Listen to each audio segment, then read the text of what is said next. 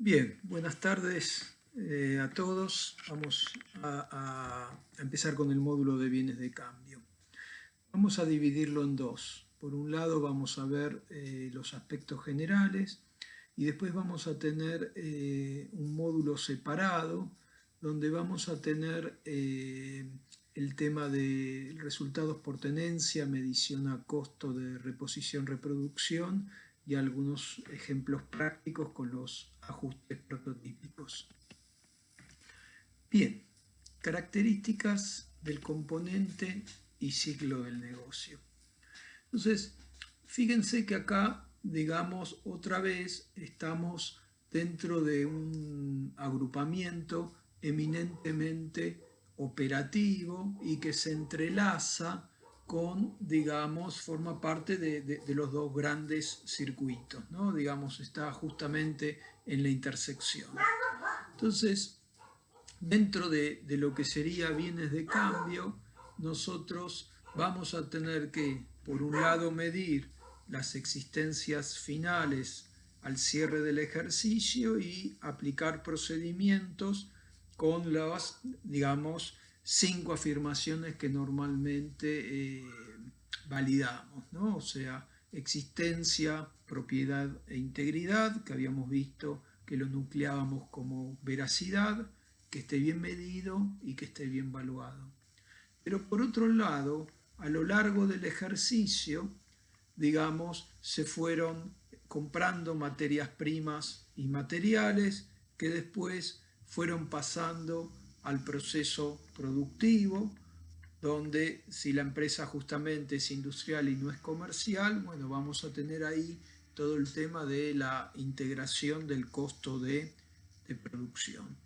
Con lo cual, sí o sí, para validar ocurrencia, o sea, qué es lo que pasó acá en el medio, vamos a tener que ver, por un lado, cómo se fue, es decir, aplicar o prueba de cumplimiento, si hay buen control interno, o prueba de transacciones, para validar en determinados meses cómo se fue integrando el costo de producción y, por otra parte, cómo se fue descargando el costo de ventas en forma asociada con el circuito de ventas cuentas por cobrar. ¿Ah? Entonces, acá tenemos graficado un poquito lo que yo les mencionaba acá del ciclo de productivo, ¿no? Entonces, tenemos por un lado las existencias de materias primas y materiales que, digamos, en su cuestión más cíclica lo trabajamos en el módulo anterior, ¿no? Es decir, vamos a tener pruebas de transacciones o de cumplimiento asociadas al circuito de compras cuentas a pagar.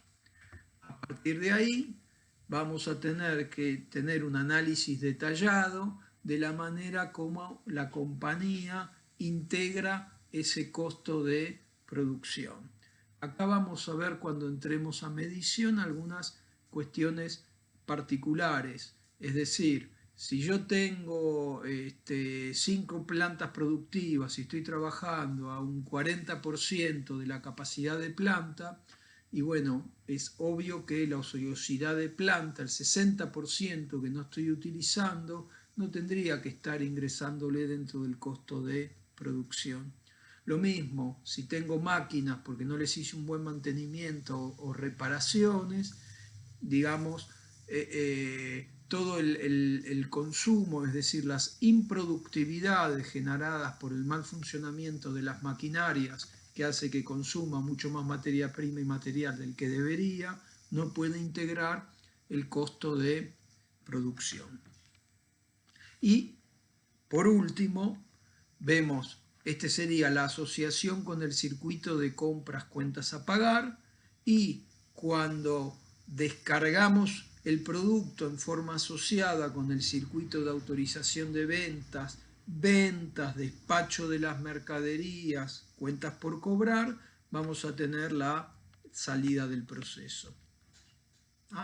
Entonces, bueno, acá lo tienen detallado, ¿no? Dentro de mano de obra irían los costos laborables directamente asociados a la producción digamos, de los bienes. de los productos terminados que estamos desarrollando y, bueno, todos los costos indirectos de fabricación que normalmente se asignarán al costo de producción en función a alguna base de distribución. Por ejemplo, acá tienen señaladas las horas máquina.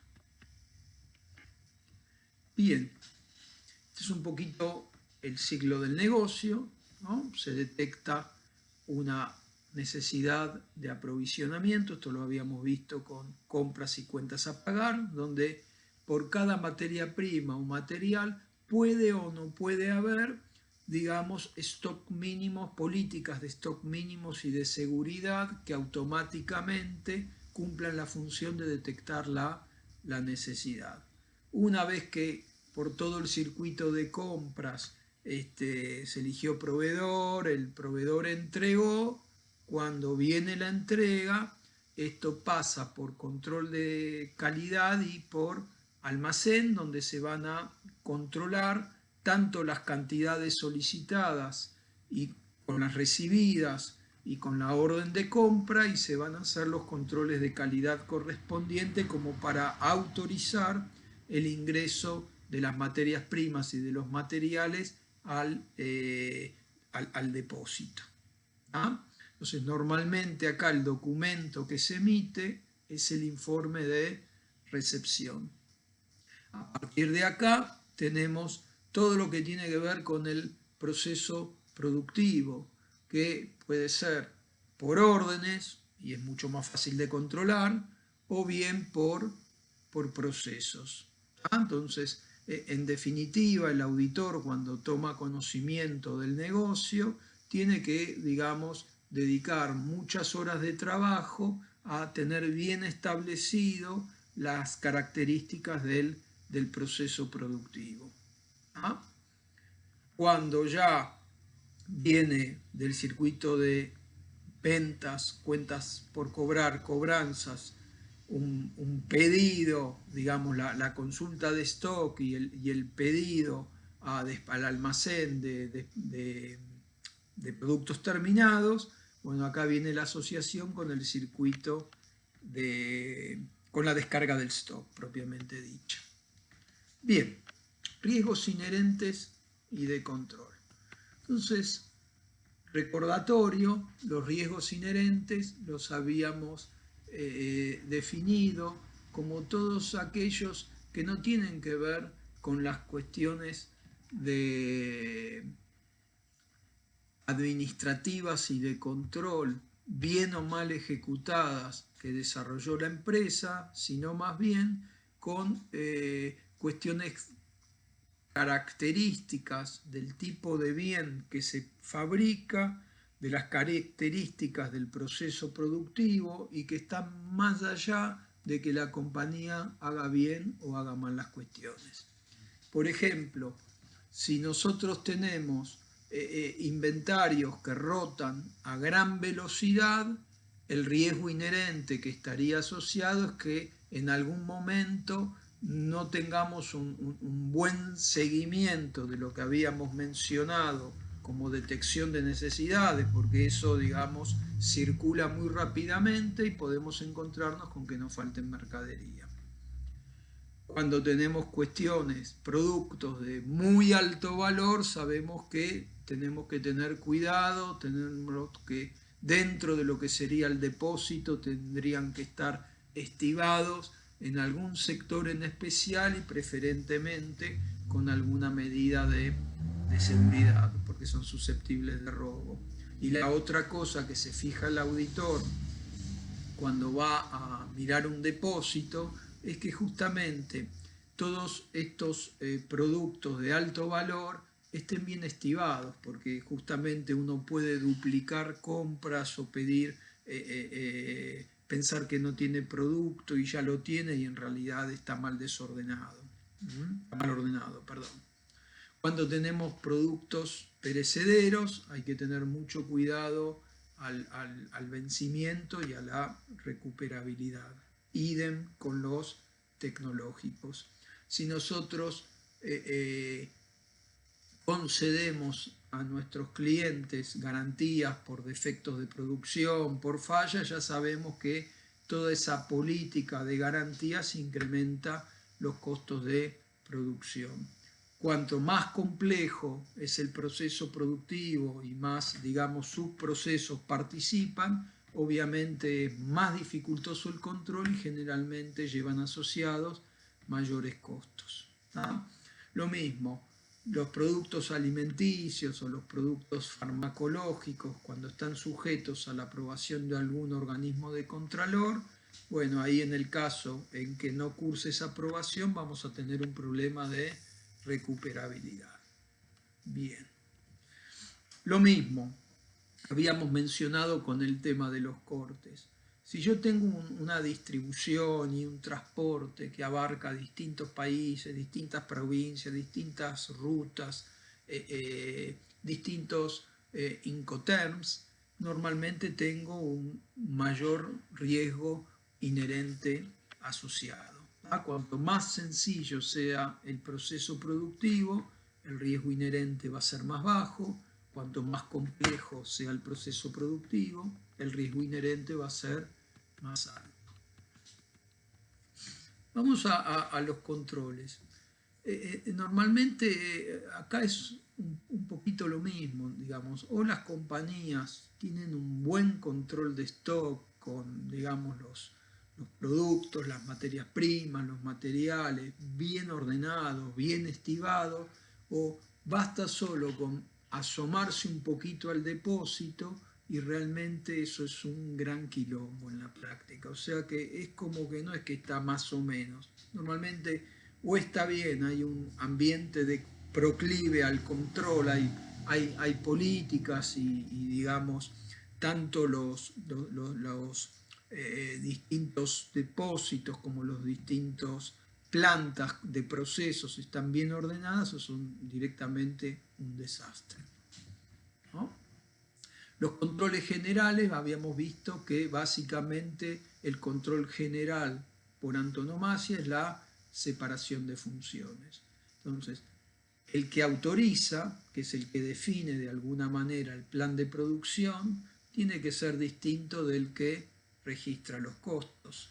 Lo mismo, el que custodia existencias no puede tener acceso al mayor general y normalmente en los recuentos, si bien participa el personal de depósito porque es el más idóneo y está a cargo, de hecho, de los inventarios, en realidad el sector contable cumple función de control por oposición y de hecho el que aprueba los ajustes cuando, digamos,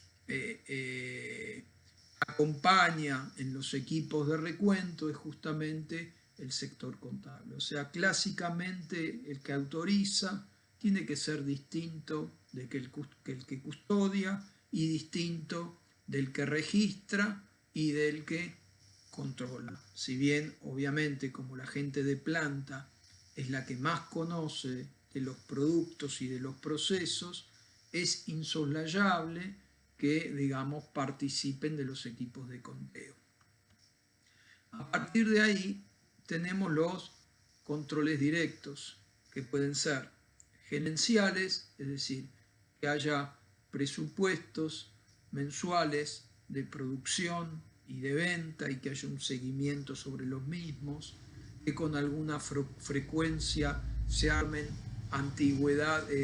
listados de inmovilizaciones o de antigüedad de productos terminados dentro del depósito, ¿sí? Los controles de tipo independientes básicamente tienen que ver con los recuentos físicos. Si nosotros llevamos un sistema de inventario permanente y cuando evaluamos control interno podemos satisfacernos del buen funcionamiento, nos es legítimo y es lícito y hasta por ahí nos conviene planificar los recuentos, hacer recuentos rotativos y elegir en determinados meses un determinado sector para controlar stock e inclusive puedo, si quiero hacer un inventario general, puedo también no necesariamente planificarlo al cierre, sino en alguna fecha intermedia que me quede cómoda, y entre esa fecha y el cierre, digamos, validar la existencia final mediante pruebas de transacciones. Después tenemos todo lo que tiene que ver con funciones de procesamiento, donde vamos a aplicar a lo largo del ejercicio, si no hay un buen control interno, vamos a hacer pruebas de transacciones. Si el control interno es adecuado, vamos a planificar pruebas de cumplimiento. Entonces, en todas estas pruebas de procesamiento va a haber una parte que va a estar asociada a las pruebas de transacciones que hagamos de compras y cuentas por pagar. O sea, vamos a elegir compras que estén asociadas a los stocks, que generalmente va a ser la mayoría, y cuando validemos compras y cuentas a pagar, va entre, digamos, las cuestiones que vamos a tratar de establecer es cómo se lleva a cabo todo este tema del control de calidad y del recuento, es decir, vamos a elegir una orden de compra, la vamos a cotejar con el informe de recepción, que coincidan, digamos, las cantidades solicitadas con las cantidades finalmente ingresadas, que esos informes de recepción estén prenumerados impresamente. Vamos a elegir algunos meses y a chequear, a sumarizar todos los informes de recepción y que coincida con el total de compras para ese mes, por ejemplo. ¿Sí? Lo mismo cuando vamos a ver la salida, cuando vemos el circuito de ventas, cuentas por cobrar, justamente ante una autorización de venta, uno de los puntos del circuito que vamos a terminar por validar es cómo se descargó del stock ese pedido muestreado, esa nota de pedido y ese remito y esa factura muestreadas en concreto. Por otra parte, para los meses seleccionados, vamos a tratar de validar que la sumatoria de todos los remitos coincida con la descarga del costo de ventas. ¿Sí? Bien, paso por acá. Vamos a las afirmaciones del componente y a los procedimientos de auditoría aplicables para justamente comprobar esas afirmaciones. Entonces, veracidad, que habíamos visto que es existencia, propiedad e integridad. Entonces, existencia normalmente sobre los bienes al cierre, el procedimiento de auditoría más prototípico del rubro es el inventario, el recuento de existencias. Otra manera de satisfacerse de existencias es mediante, digamos, el control de pruebas de transacciones a lo largo del ejercicio. En relación al costo de ventas, como eso abarca todo el año, necesariamente para validar existencia, propiedad e integridad, vamos por un lado a hacer pruebas de transacciones o de cumplimiento, teniendo el cuidado de elegir meses que abarquen prácticamente todo el año, ¿sí? Yo que sé, un mes por cada trimestre, por ejemplo. Y para validar integridad, vamos a ver que cuando tomamos inventarios, al igual que cuando vimos el arqueo de caja y el procedimiento de circularización, habíamos visto que hay dos dimensiones de integridad. La integridad de los registros contables, que nos aseguran que el sensor está bien y ahí podemos decirle al de depósito, acá hay un faltante. Si el corte y la revisión del corte no fue hecha adecuadamente, en rigor de verdad, no podemos responsabilizar a, digamos, quienes tienen a cargo la custodia de los bienes.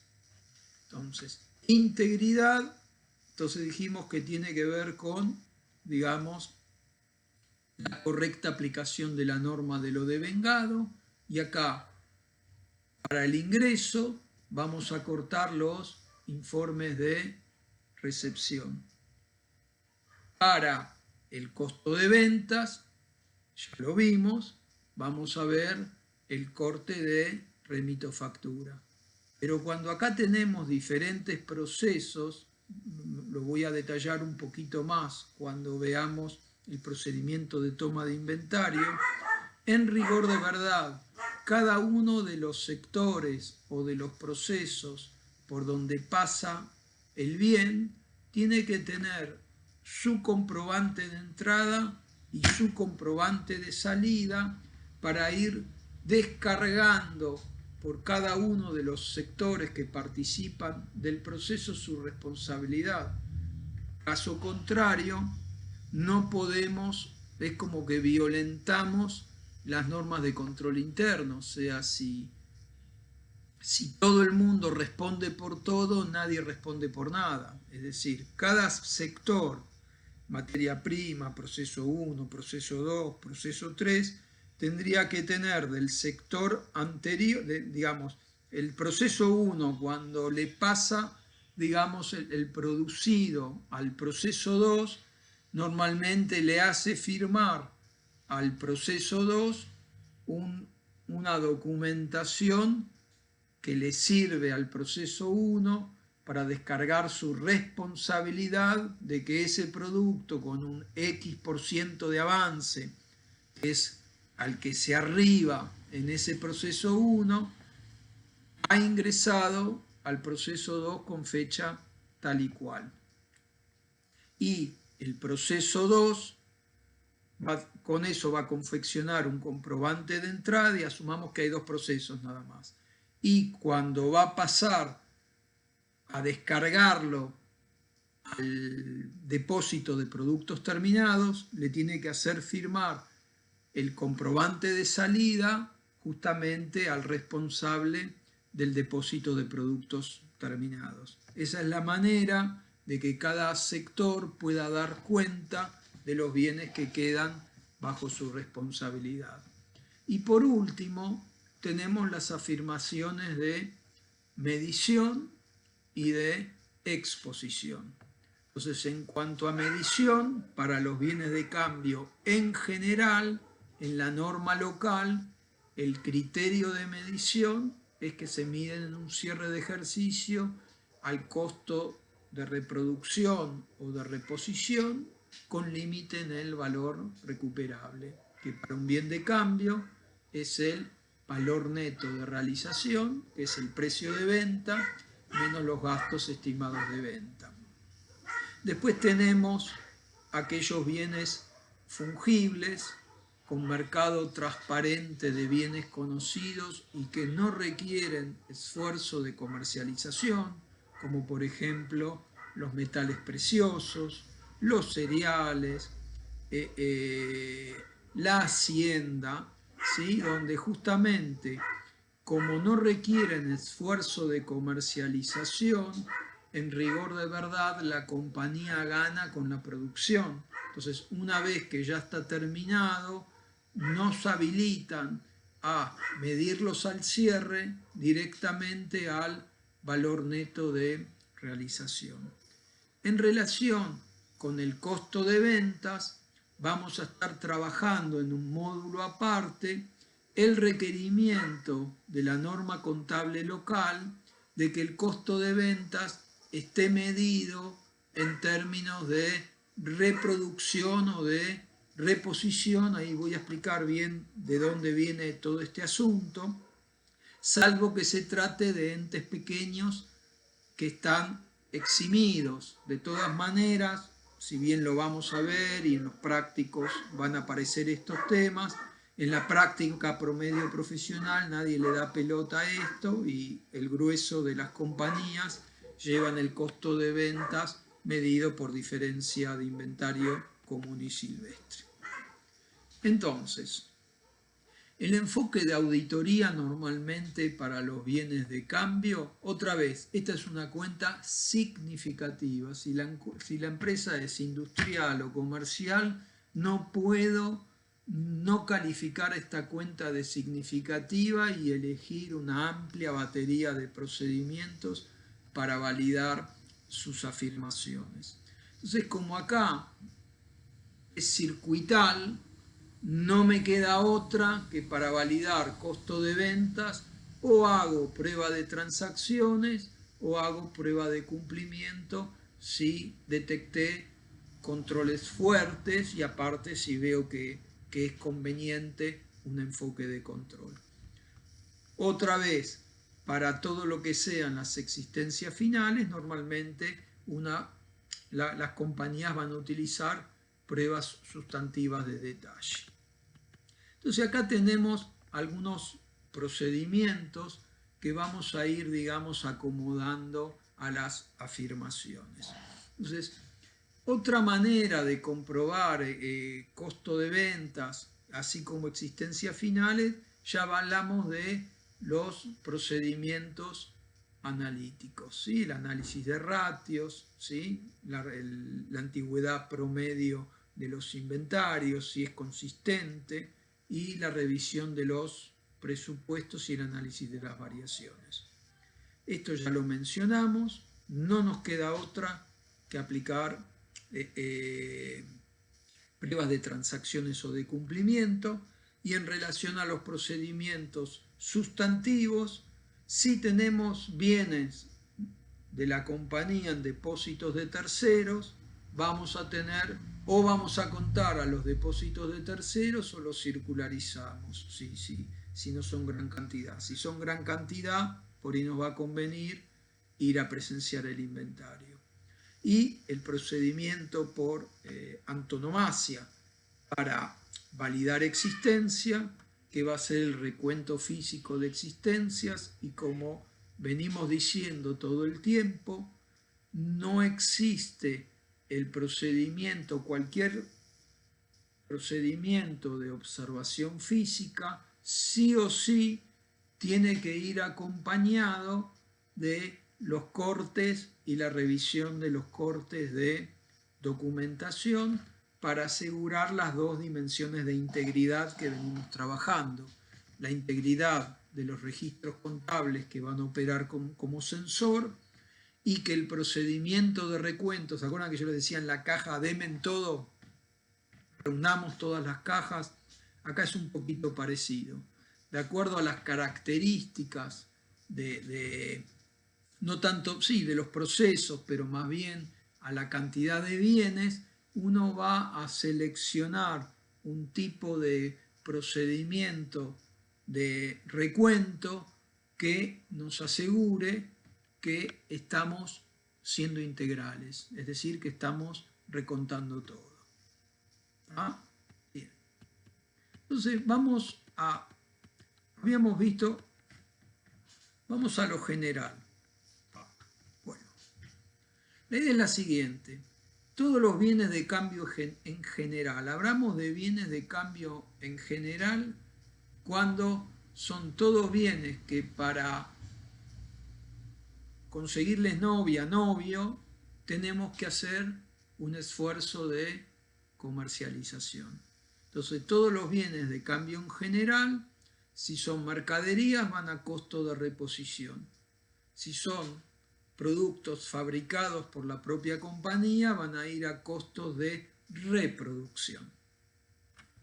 Después tenemos otro tipo de bienes que serían aquellos que son fungibles. Fungibles quiere decir intercambiables en cantidad y calidad, ¿no? Es decir, un quintal de cereal es igual a otro quintal de... Nada es fungible, fungible, fungible. Siempre hay, digamos, leves variaciones, ¿no? Inclusive con la hacienda. Puede ser el mismo ganado, pero hay distintas calidades de hacienda. Pero en general se entiende por fungible que es intercambiable. 1 gramo de oro es igual a otro gramo de oro. ¿Se entiende? Un quintal de cereal puede ser sustituido por otro quintal de cereal. Entonces, fungibles, con mercado transparente, de precios conocidos, donde uno puede entrar al mercado cuando uno quiere y sabe los precios que se están negociando, con lo cual en el bien de cambio fungible, como no tenemos que hacer ningún esfuerzo para venderlo, siempre hay compradores y vendedores en el mercado y están publicados los precios, la normativa nos permite ir directamente a un valor neto de realización, directamente a precio de venta menos gastos estimados de venta. Después tenemos los procesos prolongados de producción, que se dividen en dos, por eso acá tenemos dos criterios. Tenemos procesos prolongados de producción que requieren un esfuerzo comercial, donde los vamos a medir a costo de reproducción, y la idea es que podemos activar resultados financieros como componentes de ese proceso prolongado de producción. Ya habíamos visto que en la norma local esto no es obligatorio, sino que es un tratamiento alternativo.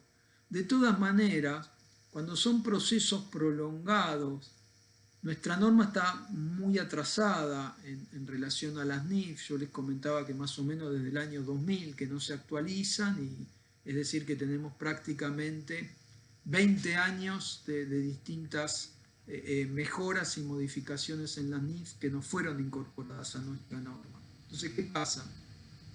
Tanto en las NIF como en los US GAAP, cuando son bienes de cambio con procesos prolongados de producción que son repetitivos, por ejemplo, un vino de guarda o el añejamiento de una bebida alcohólica, normalmente esas normas no permiten la activación de resultados financieros, porque se entiende que, digamos, el whisky de 12 años uno no lo va a vender al mismo precio que, no sé, que el whisky que no tiene añejamiento.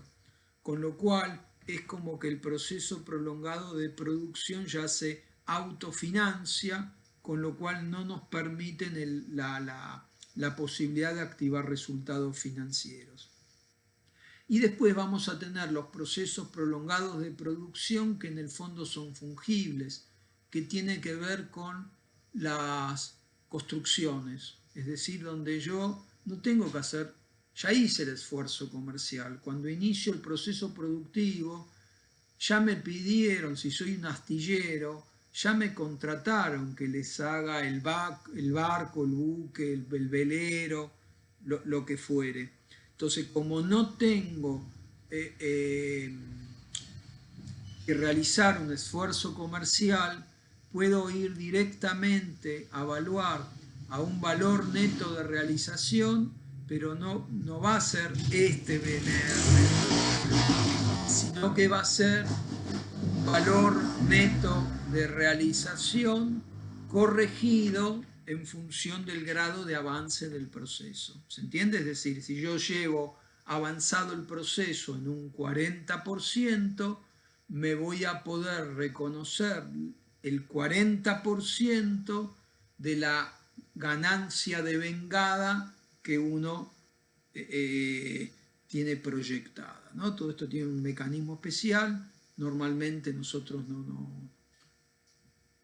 no se toma acá en auditoría, pero como para que tengan una referencia.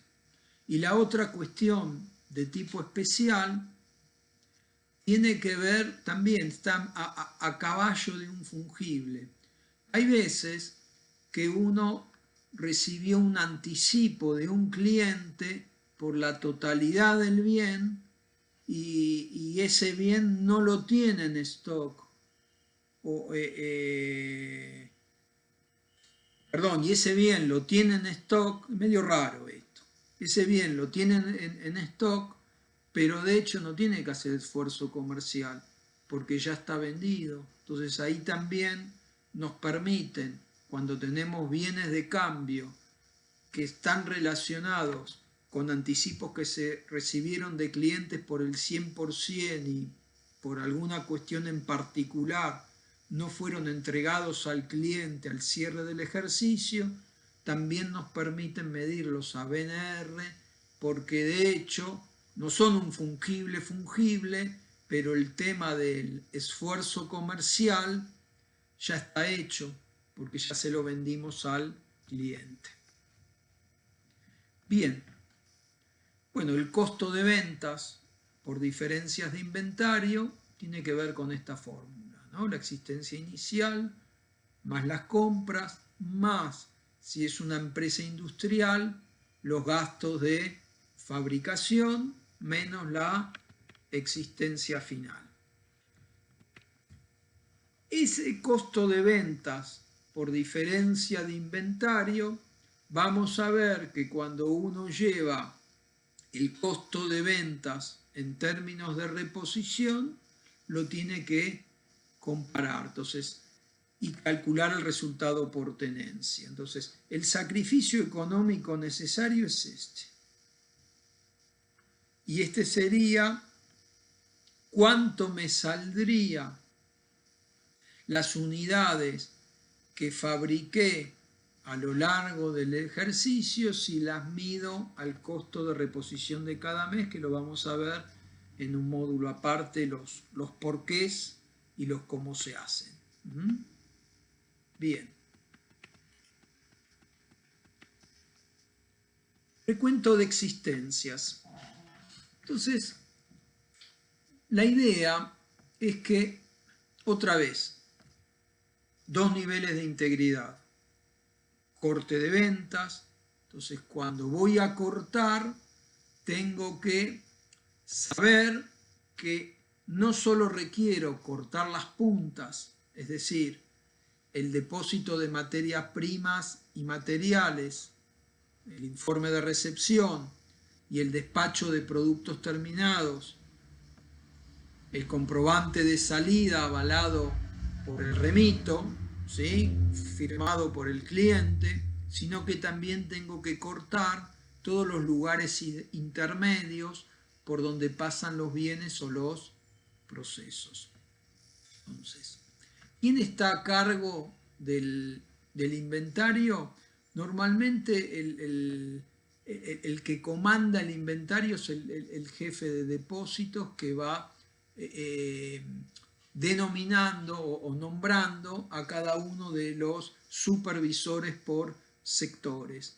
Pero el equipo de conteo se tiene que integrar por alguien de planta más el sector contable al que se asocia el auditor. El auditor, digamos, supervisa, porque en definitiva el inventario y el control de stock forman parte del control interno de la compañía. Entonces lo que hace el auditor es participar de ese inventario, evaluar si está bien planificado, es decir, lee el objetivo, lee las instrucciones y de acuerdo al conocimiento que tiene de los procesos de la compañía, evalúa si esas instrucciones de inventario aseguran o no un conteo integral.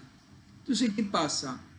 Cuando la compañía tiene muy pocos bienes, no sé, tiene dos bienes y tiene el depósito A donde está un bien, el depósito B donde está otro bien, y por ahí le alcanza con un mapa con los distintos depósitos y procesos de la compañía y la identificación de los bienes que van a estar en cada uno de ellos. Ahora, si nosotros estamos haciendo el inventario de Arcor, que figura en los ejemplos del material que ustedes tienen, o de Bonafide, donde tengo infinidad de artículos y muchas líneas productivas, la única manera que tengo de asegurarme un conteo integral es mediante de la asignación de marbetes a cada uno de los sectores. Entonces estos marbetes son prenumerados impresamente, se asigna, yo que sé, del 1 al 500 al depósito 1, del 501 al 600 al depósito 2, del 601 al 650 al proceso 1, etcétera, etcétera.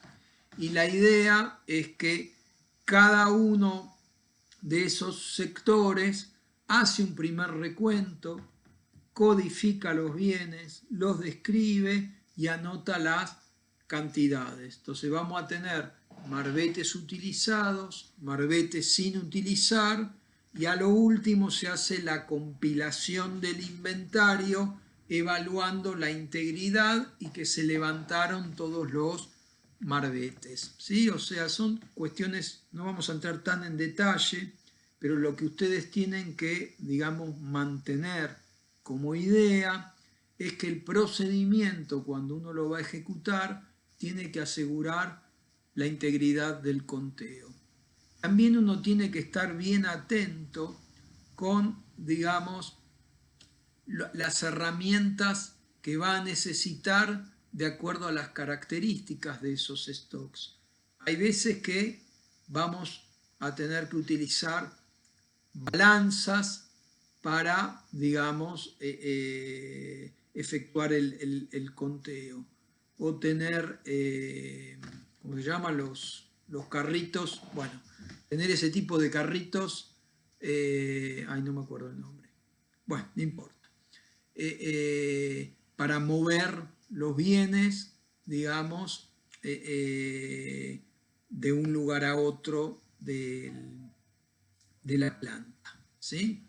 El auditor normalmente se fija cómo está ordenado, entra al depósito, mira que cada uno de los bienes o familia de bienes tengan colocado su respectivo marbete, y lo que hace es acompaña a los equipos en el segundo conteo, ¿sí?